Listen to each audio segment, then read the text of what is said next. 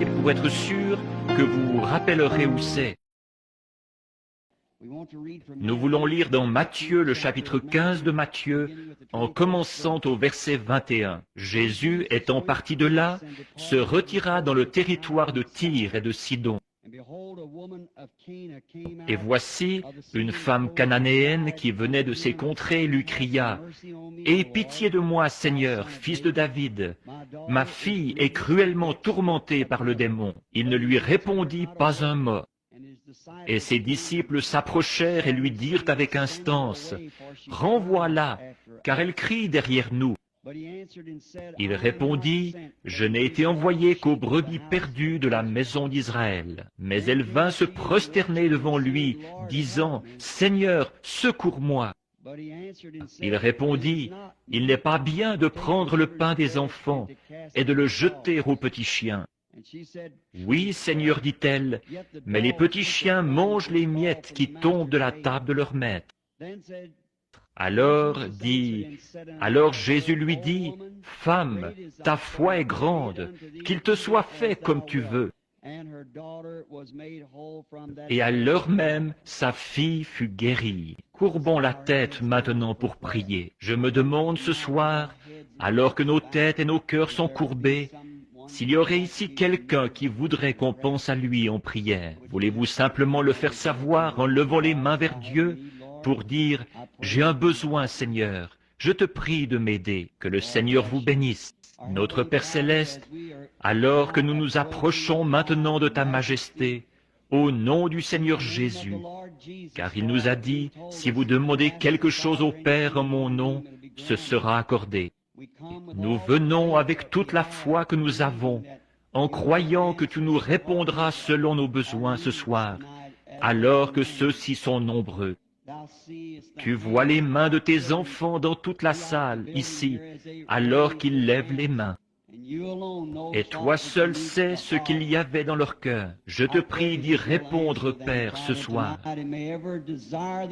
et que tout désir qu'ils ont leur soit accordé aujourd'hui. Nous prions pour ceux qui ne sont pas sauvés et qui ne te connaissent pas comme leur Sauveur.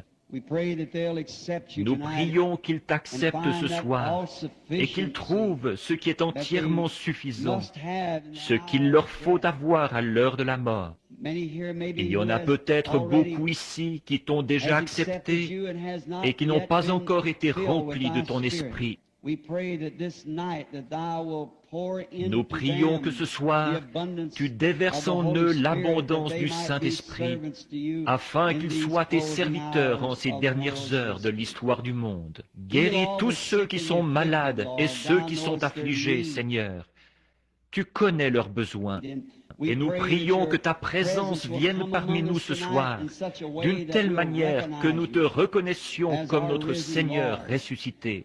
Et quand la réunion sera terminée et que nous retournerons chez nous, puissions-nous parler entre nous en disant, comme ceux qui revenaient d'Emmaüs ce jour-là, en disant, « Notre cœur ne brûlait-il pas au-dedans de nous, alors qu'ils nous parlaient en chemin, car ils t'ont reconnu à un certain signe que tu accomplissais avant ta crucifixion. Et après que tu es ressuscité, tu étais le même Jésus, qui faisait les mêmes choses. Puissions-nous être encore témoins de la même chose ce soir. C'est au nom de Jésus que nous prions.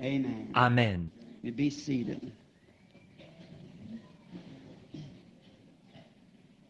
Vous pouvez vous asseoir. J'ai passé tout le temps que j'avais hier soir sur le thème de « Nous voudrions voir Jésus ». Et après avoir dû présenter le type de réunion que nous avons et comment l'accepter, ce que frère Borders se chargera de faire comme à l'ordinaire pour les étrangers, chaque soir qui va suivre, j'ai pris tout le temps que j'avais jusqu'à 9h30. Et je n'aime pas faire attendre les gens, juste quelques mots pour faire connaissance. Et puis les paroles du Seigneur représentent que lui parle une seule fois. Cela représente plus que ce que qui que ce soit pourrait dire pendant toute une vie. Un seul mot de lui. J'aimerais donc prendre ce soir un sujet que je tire de cette lecture de l'Écriture que Dieu nous a donné ici comme contexte. Puisse-t-il nous le donner? Je veux prendre un mot, persévérer. Ce mot, d'après le Webster, les quelques notes que j'en ai prises là, il veut dire persister, persévérer. Et ça, dans la poursuite d'un but, persister. Voilà ce qu'est persévérer. Des hommes de tous les âges qui ont foi en ce qu'ils essayent d'accomplir ont persévéré. Personne ne peut persévérer sans d'abord savoir ce qu'il essaye d'accomplir. Et vous devez d'abord savoir ce que vous essayez d'accomplir et ensuite avoir la foi que vous recevrez ce que vous essayez d'obtenir. Et cela vous fait persister. Quelque chose que vous savez être vrai. C'est comme ça qu'est fondée la foi. La foi n'est pas fondée sur un mythe et sur quelque chose qui, eh bien, simplement de dire « va faire ceci ou faire cela » sur les paroles d'un homme.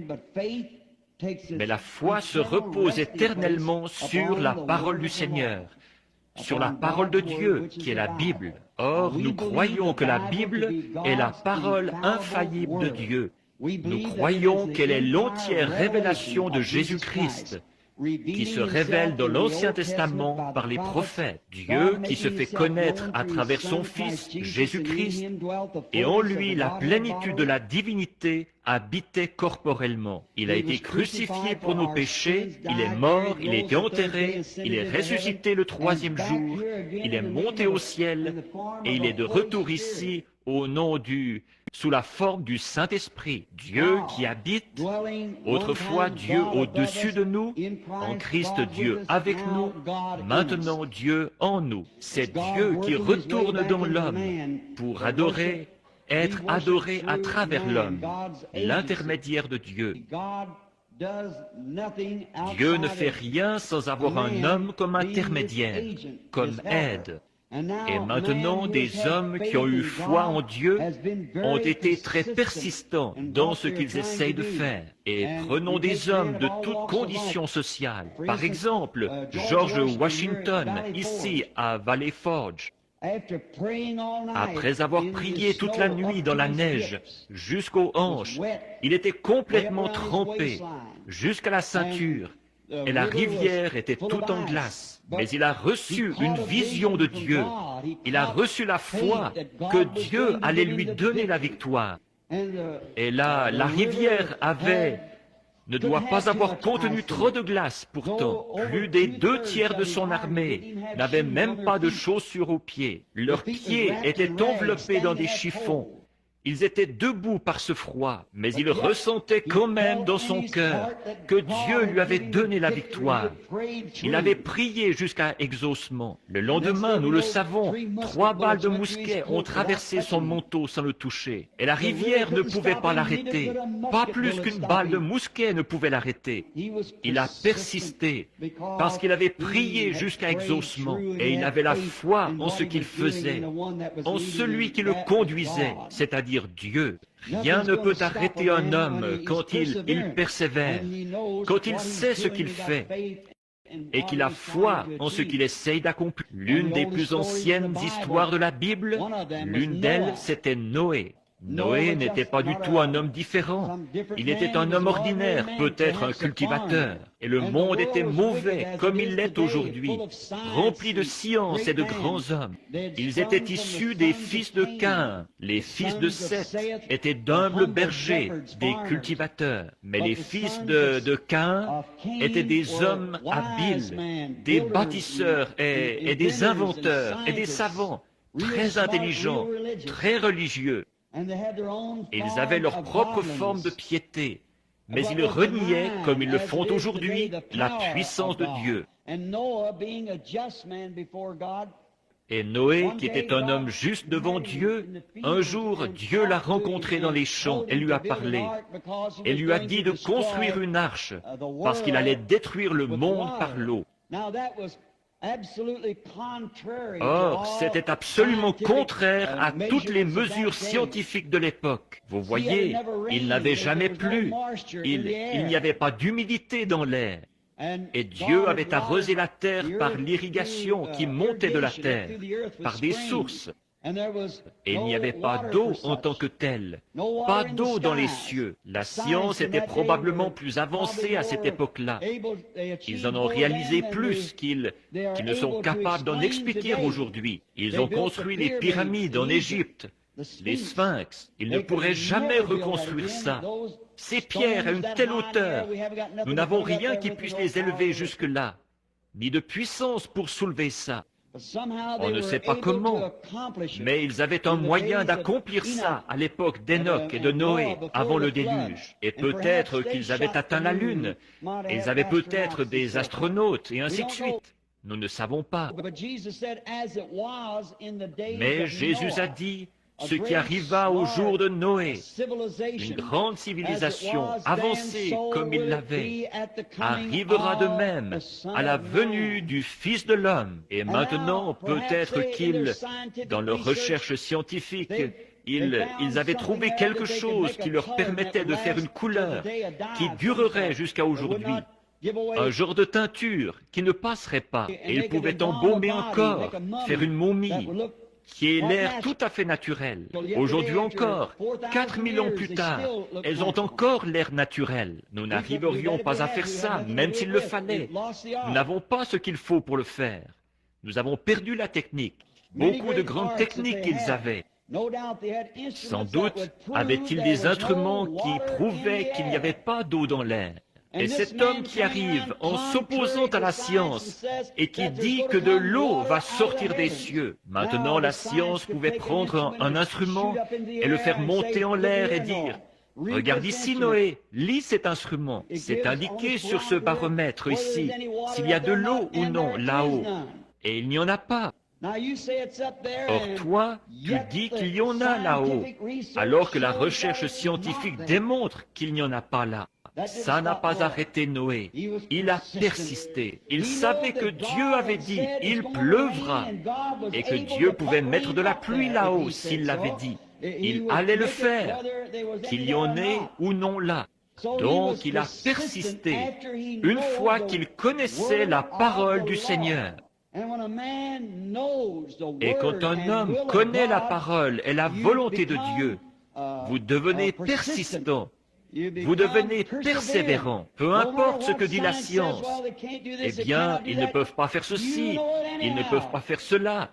Vous le savez quand même. Vous vous êtes emparé de quelque chose, et ce quelque chose s'est emparé de vous. Vous tournez ensemble, il y a là quelque chose, vous ne pouvez pas l'expliquer. Peu importe combien ça peut avoir l'air scientifiquement faux, mais il y a quelque chose là-dedans qui vous dit que c'est Dieu, et rien ne l'arrêtera. Alors nous voyons que Noé a tout de suite sorti son marteau pour construire l'arche. Peu importe le nombre de preuves scientifiques, comme quoi il n'en était pas ainsi, il n'y avait pas de pluie. Il l'a cru quand même, parce qu'il avait entendu la parole du Seigneur.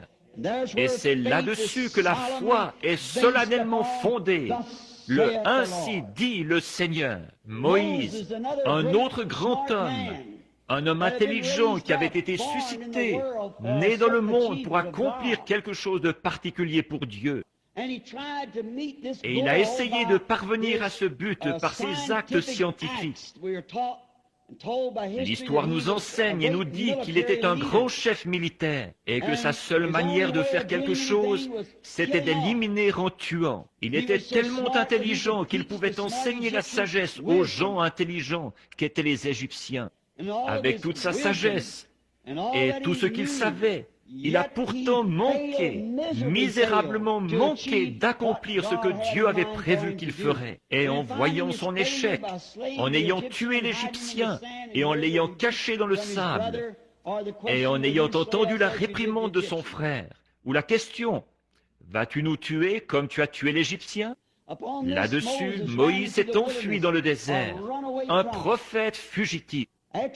Après 40 ans dans le désert, où Dieu lui avait désappris les choses du monde pour le porter à la pensée de Dieu, où il lui avait enlevé tout son doctorat et tout pour pouvoir agir dans son cœur. Quand son matériau était presque prêt, un jour, alors qu'il paissait les brebis derrière le désert, sur un vieux sentier familier, Il a trouvé un arbre en feu. Moïse, qui était un savant, il ne l'a pas abordé à la manière d'un savant. Si vous remarquez, s'il avait été un savant, il aurait dit, « Maintenant, je vais prendre quelques feuilles de cet arbre et les apporter au laboratoire pour voir de quoi elles ont été vaporisées, la raison pour laquelle elles brûlent sans se consumer. » S'il avait fait ça, alors il n'aurait pas encore été prêt. Mais ce qu'il a fait, c'est qu'il s'en est approché et qu'il a ôté ses souliers.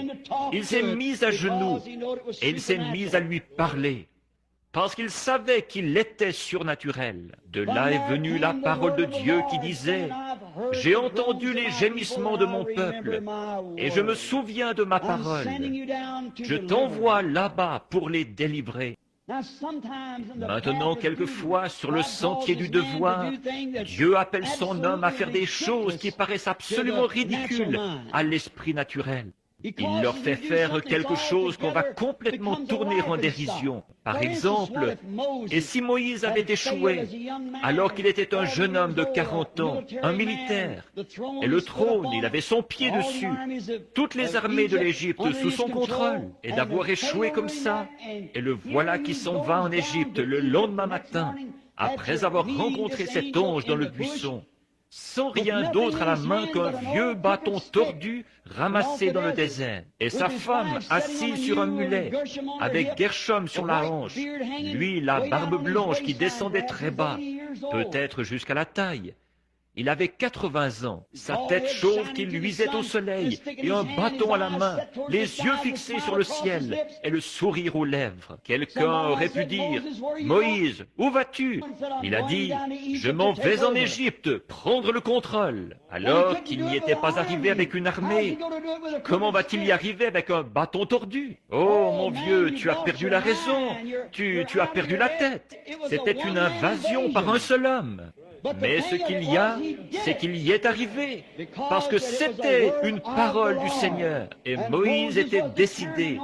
Peu importe les probabilités de réussite, Dieu était avec lui, et lui vaut plus que toutes les probabilités. Si les hommes et les femmes pouvaient seulement penser comme ça ce soir, que la parole du Seigneur est la vérité, il n'y a rien d'autre. Toute l'éternité dépend de la parole. Pas une seule parole, a dit Jésus, ne passera. Les cieux et la terre passeront, mais elle, non. Moïse est descendu, et il a été très persistant quand il a jeté son bâton et qu'il s'est transformé en serpent. Là, il a trouvé des imitateurs. Ça se retrouve encore le long du sentier de Dieu. Quelqu'un qui essaye d'imiter quelque chose. Et les imitateurs sont venus essayer d'en faire un spectacle. Ils ont jeté leur bâton. Moïse savait à qui il avait parlé. Il savait en qui il avait cru. Et il était persuadé qu'il avait la puissance de garder son dépôt jusqu'à cette heure-là. Moïse n'a pas bougé. Alors le serpent de Moïse a mangé le serpent des magiciens. Et il nous est enseigné que la même chose se reproduira de nouveau. Peut-être pas de la même manière, mais elle se reproduira de nouveau dans les derniers jours. Car de même que Jannes et Jambres s'opposèrent à Moïse, de même ces hommes s'opposeront à la vérité. Moïse a persisté, parce qu'il avait quelque chose à accomplir, pour lequel il avait reçu le « Ainsi dit le Seigneur ». Je serai avec toi. David se tenait devant Saül un jour, et il a entendu dire qu'un Goliath s'était avancé là-bas sur la colline. Un grand géant qui avait des doigts de 14 pouces et une grande lance à la main, de la taille d'une aiguille de tisserand, probablement 20 ou 30 pieds, une grande lance au bout, ou une pointe d'airain. Imaginez seulement ce qu'aurait été la tête de cet homme. Elle aurait été grosse comme une cuve, avec un gros casque de 2 pouces d'épaisseur dessus, et en airain. Ça recouvrait complètement. Et il lançait un défi aux armées de Dieu. Et il l'a dit en présence de David. Et David était un petit homme au teint rosé, pas grand, probablement avec les épaules tombantes. La Bible dit qu'il avait le teint rosé, un petit homme. Il n'avait jamais été entraîné au duel, avec des lances et tout. Mais il avait gardé les brebis derrière le désert. Et un lion était venu s'emparer d'un de ses agneaux, et il l'a poursuivi et l'a tué avec une fronde. Nous voyons qu'un ours a essayé de faire la même chose, et David l'a vaincu. Et alors David a dit, « Allez-vous rester là et laisser ce Philistin, cet incirconcis, insulter l'armée du Dieu vivant ?» Il a fait honte à ses frères, alors qu'il disait qu'il était méchant, qu'il était venu pour voir la bataille. Pourtant, il y avait quelque chose en David qui lui faisait savoir qu'il était plus que vainqueur. Alors il a dit, « Si vous avez peur de le combattre, moi j'irai le combattre. » Saül, comme c'était parvenu au général Saül, ce dernier lui a mis son armure. Elle ne lui allait pas. Il a vu que son vêtement ecclésiastique n'allait pas à un homme de Dieu. Et ça n'allait pas. Il ne savait pas quoi faire. Ça, je ne suis pas accoutumé à ça. Je ne connais rien de ces choses-là. Des licences S-lettres et ainsi de suite. Débarrassez-moi de ça, et que j'y aille avec le moyen par lequel Dieu m'a donné la délivrance. Que j'y aille avec une fronde. Mais ils ont dit, il était guerrier dès sa jeunesse, et toi, tu n'es qu'un enfant. Il a dit, je suis plus que capable de l'affronter. Laissez-moi y aller. Et peu importe combien le géant semblait grand, et combien c'était invraisemblable, David a persisté. Ce Philistin incirconcis n'insulterait pas l'armée du Dieu vivant qu'il représentait. Oh, si nous avions plus de David dans cette armée! Si nous avions plus d'hommes qui tiennent ferme et qui persistent, qui persévèrent dans la foi qui a été transmise au sein une fois pour toutes. Samson, un autre homme très persévérant, il était né naziréen de naissance. Un naziréen, ça veut dire mis à part pour la parole. Comme ce serait beau ce soir si tous les chrétiens étaient des naziréens pour le Seigneur. Mis à part, non pour des credos, mais pour la parole. Christ est cette parole, mis à part pour la parole. Il avait 7 tresses de cheveux qui lui descendaient dans le dos, comme signe de ce qu'il avait été mis à part. Et un jour, il a fait la rencontre dans la plaine, sans rien en main pour se battre, d'un millier de Philistins. Ces Philistins étaient comme un mur d'airain, des gros casques, lourds sur la tête, des grosses armures sur le devant, et des boucliers, des protections, et ainsi de suite sur eux, pour faire dévier toutes les balles. Probablement que le casque avait un pouce d'épais sur leur tête. Samson n'avait rien, mais il sentait encore que la promesse que Dieu lui avait faite était toujours sur sa tête. Il sentait encore l'onction, autrement dit. Il savait que Dieu était avec lui, parce qu'il sentait ses tresses qui lui descendaient sur les épaules. Il s'est emparé de ce qu'il y avait à ça, qu'il pouvait trouver, et c'était une mâchoire de mulet. Et il s'est tenu avec ça à la main, et il a persisté pour que ce ne soit pas la mâchoire ni son propre bras, mais que ce soit la puissance du Seigneur. Et la puissance du Seigneur est venue sur lui, et il a battu avec cette mâchoire un millier de Philistins. Comment est-ce qu'il y est arrivé? Cette vieille mâchoire toute cassante, ravagée par le désert, en la cognant contre une pierre, elle aurait volé en éclats. Et sur les casques que portaient ces Philistins, qui descendaient bas, et qui avaient des grandes plaques sur les côtés pour couvrir les épaules, d'1 pouce d'épais et en airain. Il s'est tenu là avec sa mâchoire, et il en a abattu un millier. Il est dit, l'Esprit de l'Éternel le saisit. Il a persisté. Un jour, un lion l'a poursuivi, et il n'avait rien en main. Mais l'Esprit de l'Éternel l'a saisi, ses tresses lui descendaient toujours sur les épaules. Il a déchiré le lion avec ses mains. Il a été très persistant parce qu'il savait que la promesse de Dieu était avec lui. Il pouvait accomplir n'importe quoi parce que la promesse de Dieu était avec lui pour délivrer. Jean était tellement sûr, Jean-Baptiste, quand il est né, il savait que ce serait lui, une fois qu'il était assez grand pour comprendre, vers 9 ans. Son père était sacrificateur. D'habitude, ils suivent les traces du père, mais il n'est pas allé dans les écoles et dans les séminaires, parce qu'il savait que sa tâche était trop importante. Il devait annoncer le Messie. Nous savons que c'est ce que l'ange avait dit. Il savait qu'il était représenté dans l'Écriture, la voix de celui qui crie dans le désert.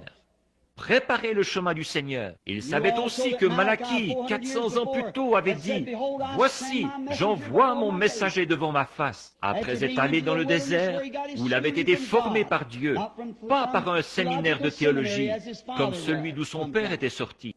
Mais il avait une tâche importante. Il devait annoncer le Messie.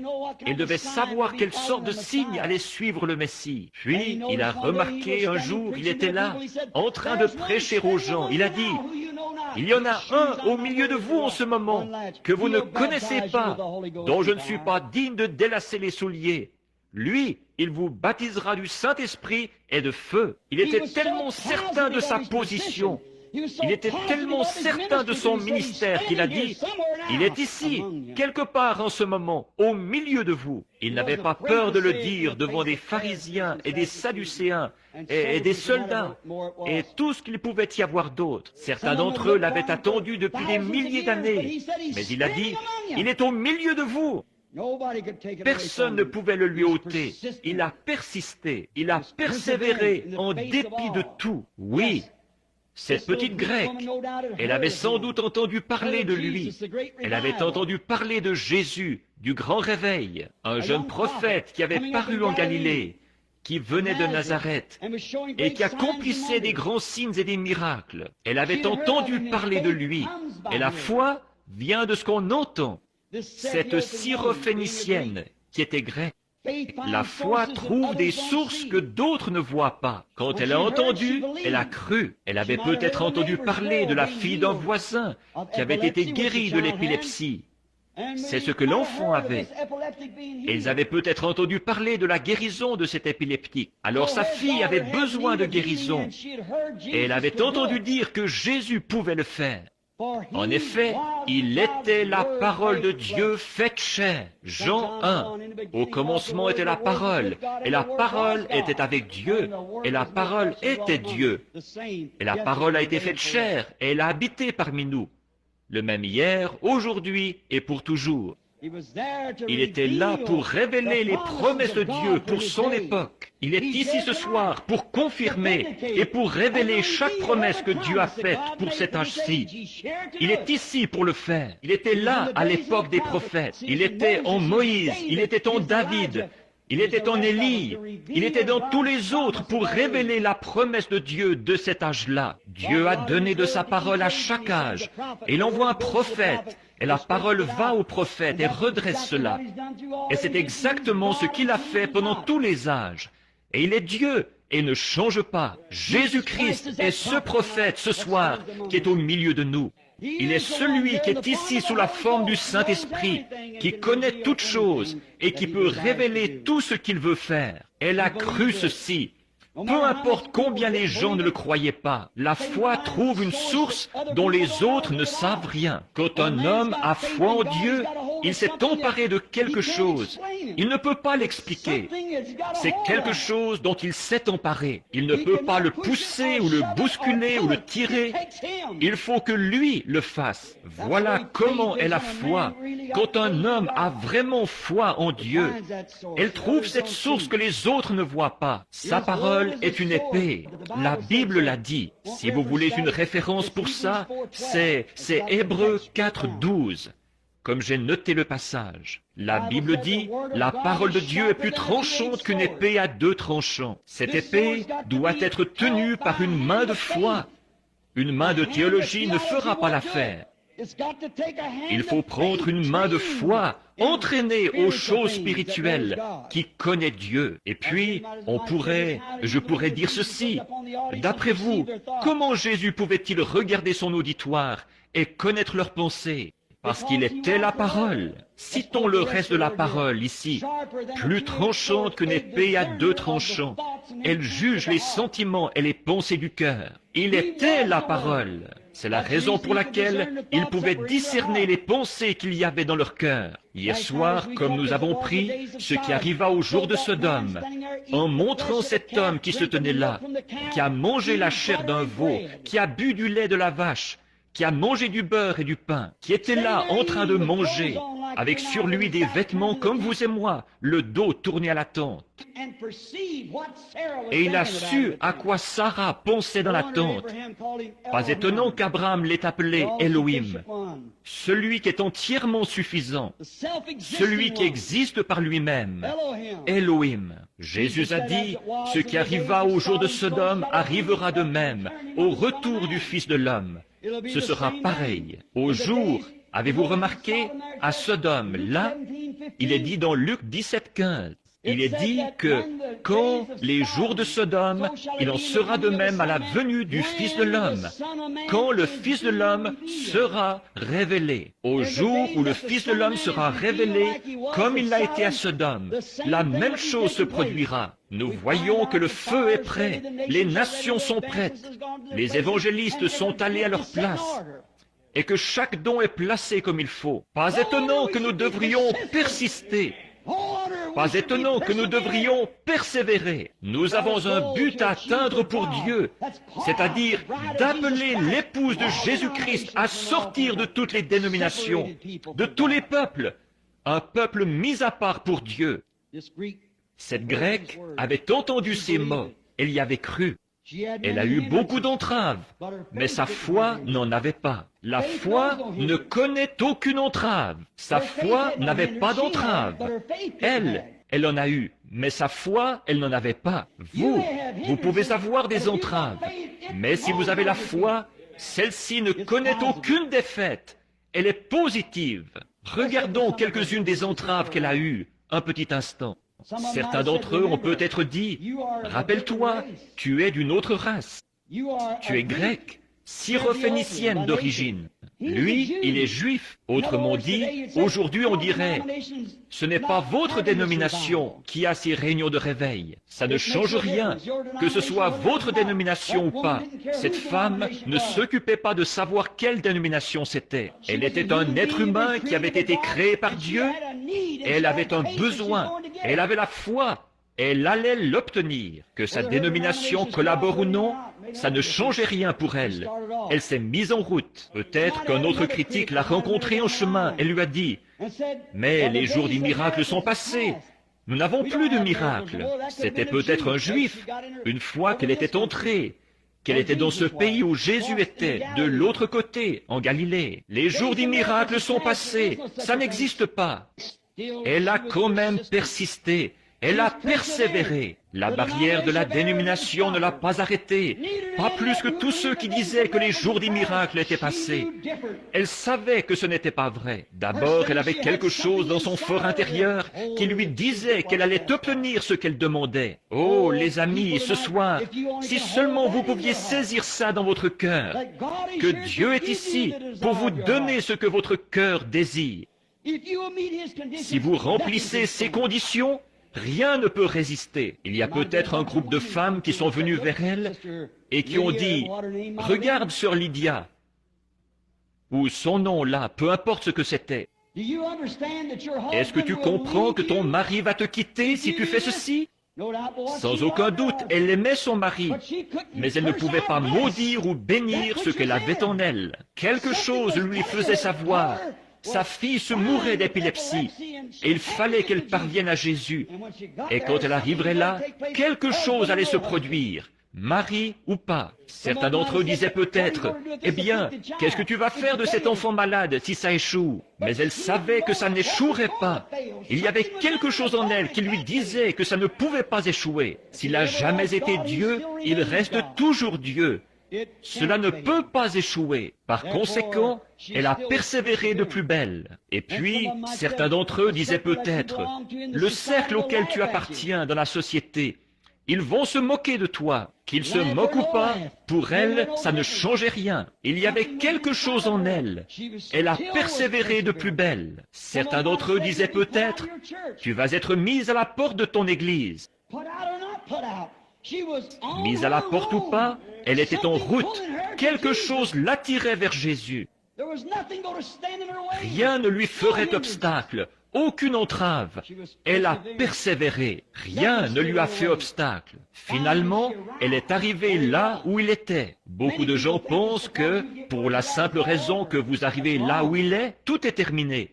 C'est faux. Il peut venir ici dans cette salle ce soir et montrer qu'il est vivant, après 2000 ans, par les choses qu'il a promis de faire en ce jour-ci.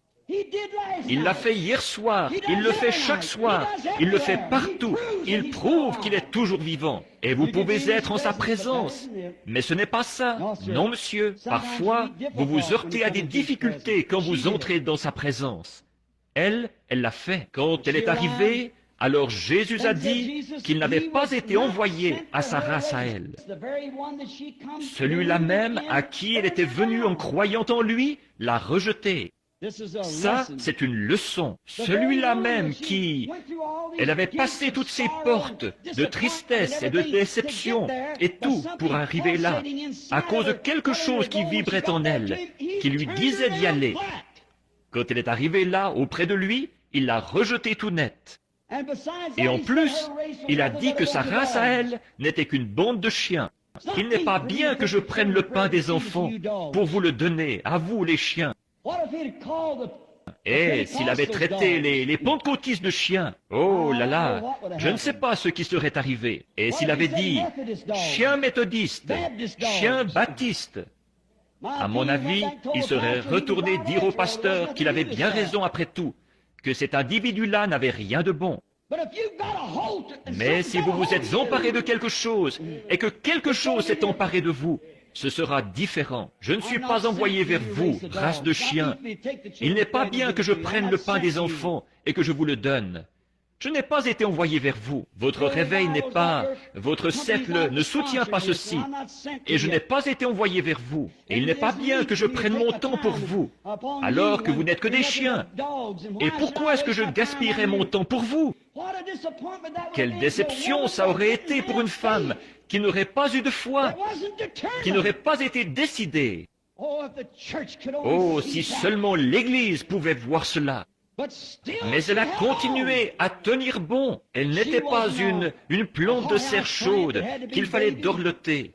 Une du genre qu'il faut vaporiser partout, vous savez, pour en éloigner les insectes. Une belle plante en bonne santé, on n'a pas besoin de la vaporiser. Une belle plante en bonne santé, les insectes ne peuvent rien lui faire. Elle est en pleine santé.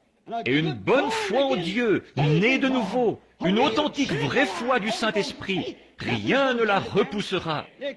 Ce n'est pas possible. Elle persiste. Elle poursuit le but que Dieu lui a promis.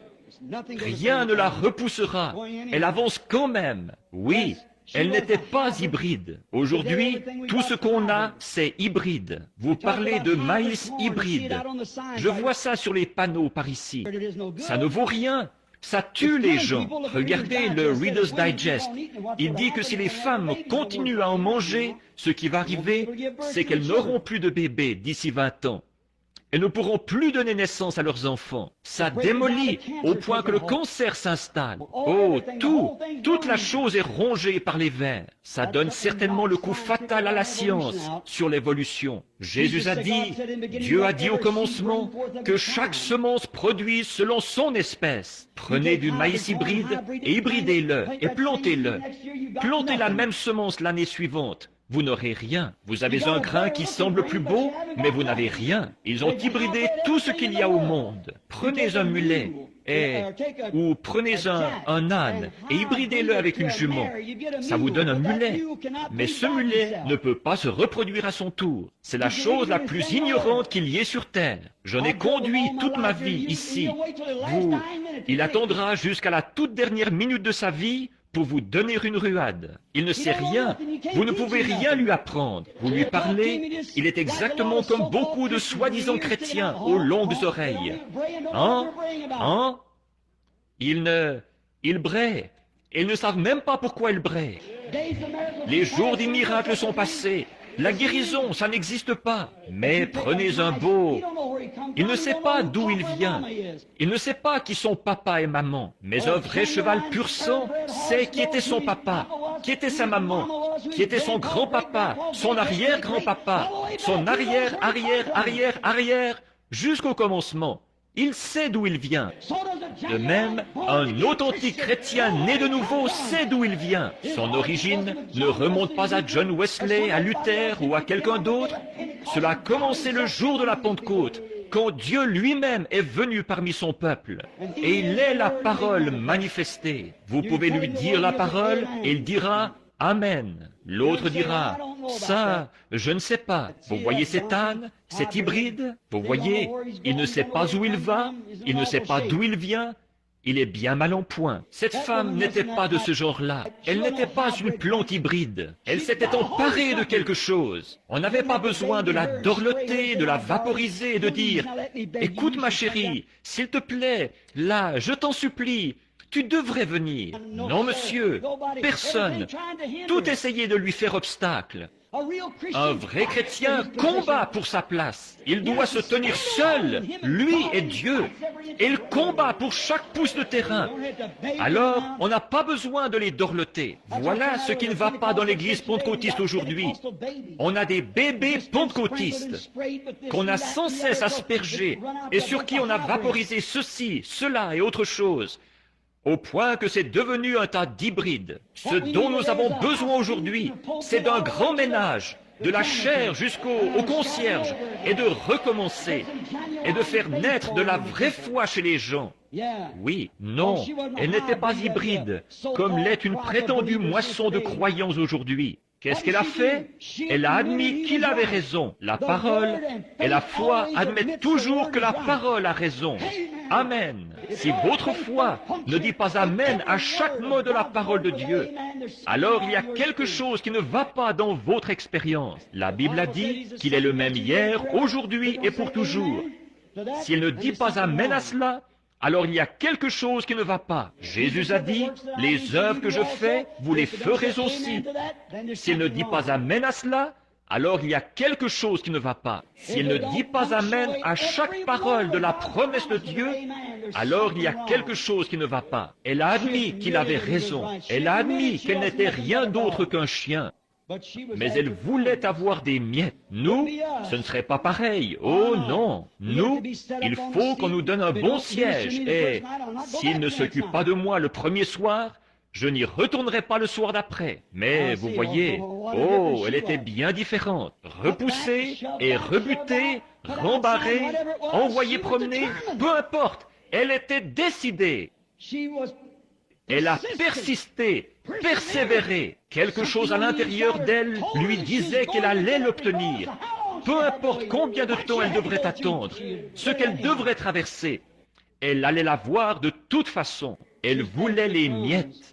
Elle ne voulait pas avoir un dîner complet. Elle a dit, les chiens mangent les miettes sous la table du maître. Voilà comment il faut faire. Ne prenez pas le siège élevé, prenez le siège du fond. Ne faites pas, soyez simplement celui qui est tout petit.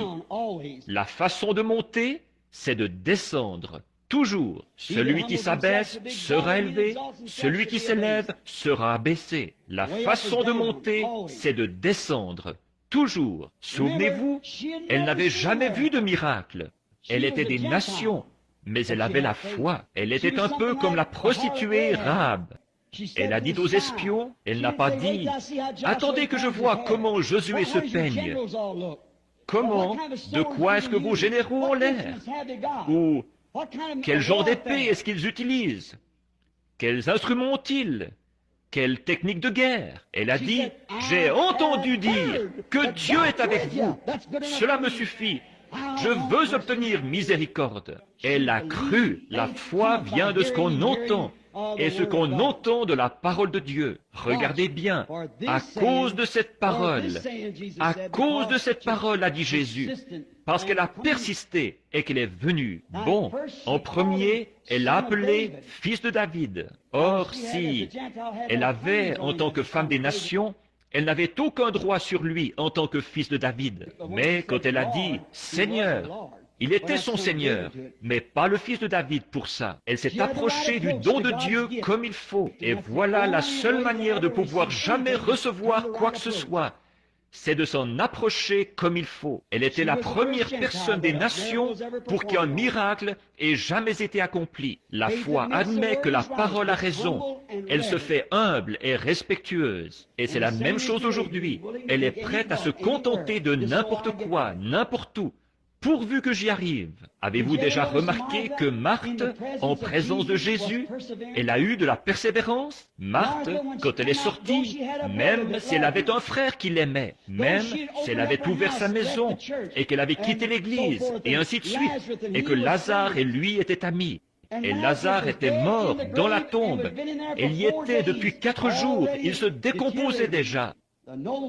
Le nez s'était affaissé, la chair se défaisait de ses os, il était mort. Je parlais à une femme qui est d'une autre foi, qui ne croit pas qu'il ait été plus qu'un simple prophète ou un homme bon. J'admets qu'il était prophète, seulement il était plus qu'un prophète.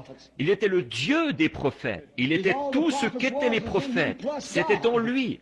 Plus Dieu, et tout ça ensemble, c'était lui. En chemin, un soir, elle m'a dit, « Si je vous prouve, Monsieur Branham », elle disait, « Je ne trouve qu'un seul défaut à votre message. » J'ai dit, « J'espère que le Seigneur aussi, qu'il n'y a qu'un seul défaut qu'il trouve en moi. » Elle a dit, « Vous faites trop de cas de Jésus. » Elle a dit, « Vous le faites Dieu. » J'ai dit, « Il était Dieu. S'il n'était pas Dieu, il a été le pire séducteur que le monde ait jamais eu. » Elle a dit, « Vous le rendez divin. » J'ai dit, « Il était divin. » Oh, elle a dit, il était un homme bon. J'ai dit, il était plus qu'un homme bon. Il était Dieu.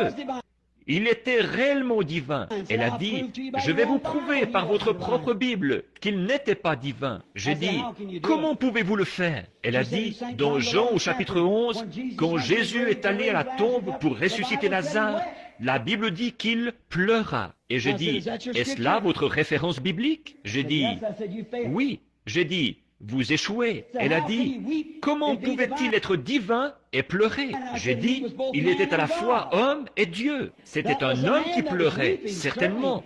J'admets que c'était un homme qui pleurait. Mais quand il s'est tenu près de la tombe, qu'il a redressé son petit corps frêle, et qu'il a dit, Lazare, sors! Et qu'un homme qui était mort depuis 4 jours s'est levé sur ses pieds et a repris vie, c'était plus qu'un homme.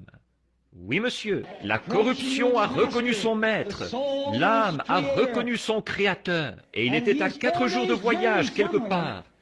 Je ne sais pas où, vous non plus, mais quoi qu'il en soit, quand il a parlé, il est sorti. Amen. Ça, c'était plus qu'un homme. Il était un homme quand il est descendu de la montagne ce soir-là. Après être arrivé, il avait faim.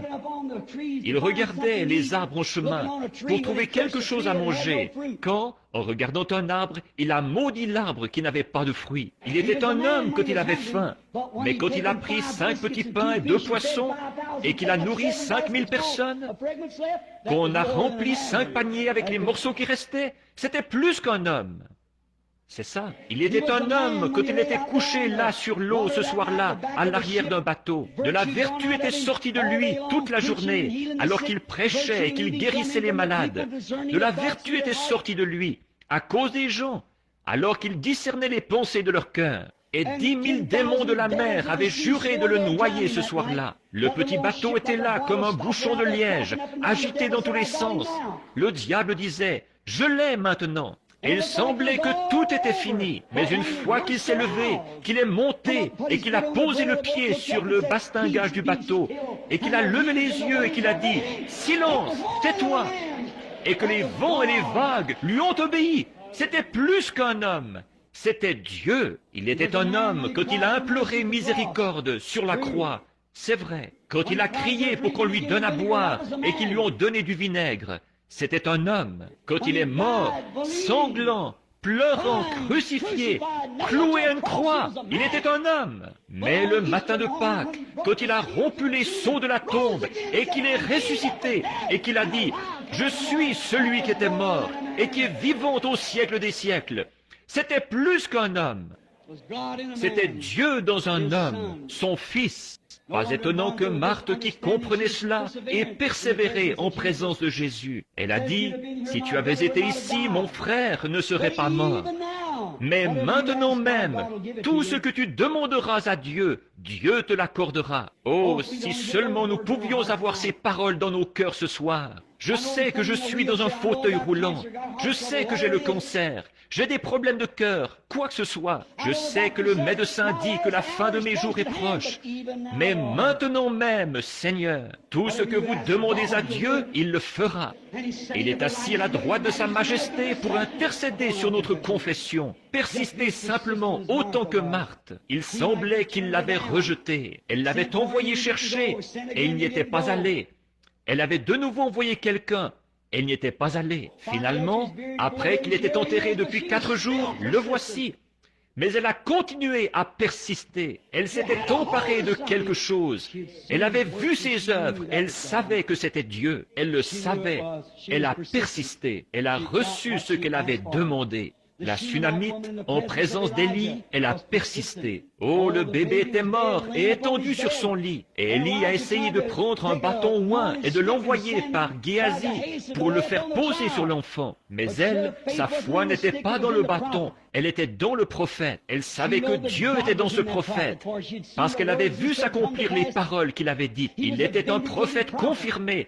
Elle savait que ce qu'il disait venait de Dieu. Et elle a dit, « Ton âme est vivante, je ne te quitterai pas jusqu'à ce que je sache pourquoi. » Et elle est restée avec lui. Elle a persisté jusqu'à ce qu'elle obtienne ce qu'elle demandait. Ça me rappelle, ici, il n'y a pas longtemps, une petite femme qui venait de la Californie, quand j'habitais encore à Jeffersonville.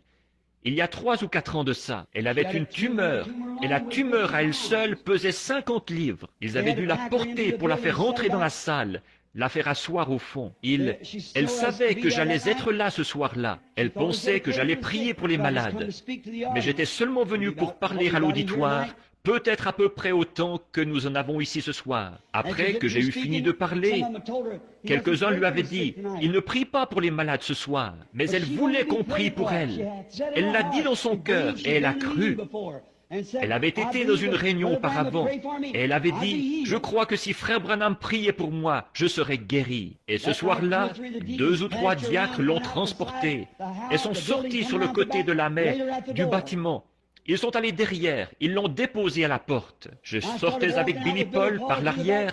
Elle m'a attrapé par la jambe de pantalon comme ça. Elle a dit, « Frère Branham, elle a dit, j'ai toujours cru que si vous le demandiez à Dieu, Dieu me guérirait. » J'ai posé la main sur elle, j'ai dit, « Alors sœur, qu'il vous soit fait selon votre foi. » Quelques mois plus tard, je la rencontre dans une réunion là-bas. Elle était là, avec une taille parfaite. La tumeur de 50 livres était partie. Elle a dit, « J'emmènerai n'importe quelle femme ici dans le vestiaire et qu'elle voie si j'ai une cicatrice quelque part. Voici la photo de ce que j'étais. » Qu'est-ce que c'était? Qu'on prie pour les malades ou non, elle a persisté. Elle était venue de la Californie pour être guérie. Et elle ne retournerait pas autrement que guérie.